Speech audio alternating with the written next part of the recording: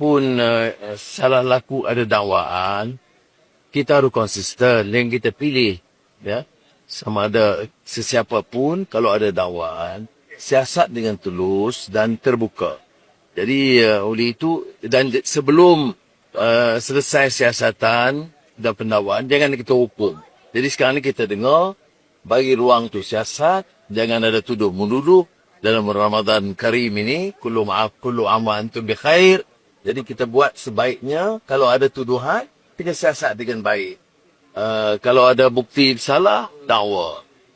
Tetapi jangan kita hebahkan dan arti kata tu menghukum sebelumnya. Ini masalah dalam negara kita.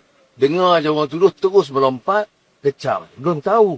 Nanti fitnah. Jadi kita, daripada nak buat kebaikan, mungkin kita melakukan salah. Sebab itu saya terima baik apa-apa dakwaan. Ya, sama ada daripada kerajaan, daripada saya. Kalau ada dakwaan, ada bukti, kita siasat dengan tulus. Barulah negara ini agak teratur.